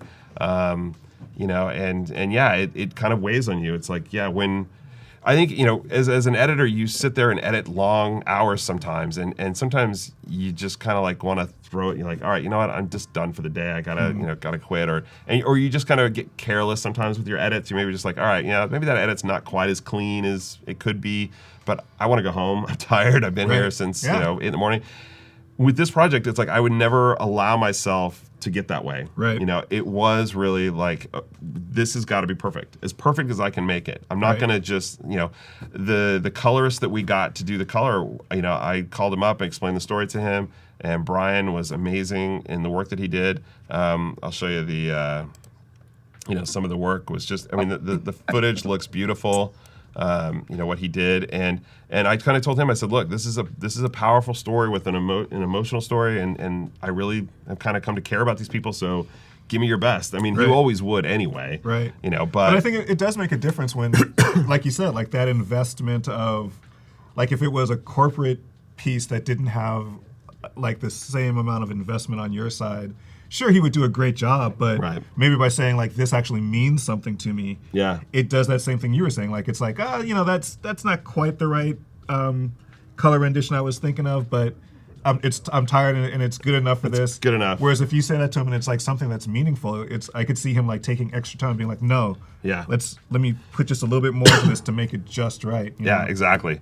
And yeah, and I, and that's actually a good thing to kind of talk about, is, he asked me, we had that conversation beforehand about, what do you want things to look like? How do you want it to feel? And I said, well, I explained to him, I said, I don't want you to lean too hard on, to look too stylized. Right. And I said, and I don't want to use the color, much like with the music, to drive emotion. So I said, give it a realistic look to it, a natural look to it, but, I said, make it look soft and make it look, yeah.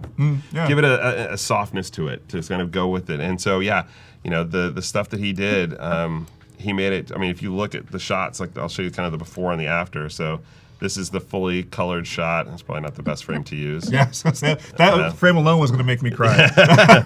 Let me see if I can find, a shot of the two of them. So yeah, there's a good frame.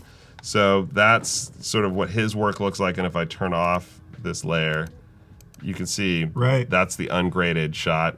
Let's go here. That's what it looks like ungraded. And then with his work, that's what it looks That's like beautiful. graded. Yeah. And it just pops, but it's not overdone. Yeah, yeah. It just makes It's- them present, which Yep. is awesome for Yeah. like this kind of piece. Yeah. Yeah, and so yeah, I was very happy. His name's Brian Hutchings, who did the color work on it, and he is a phenomenal colorist.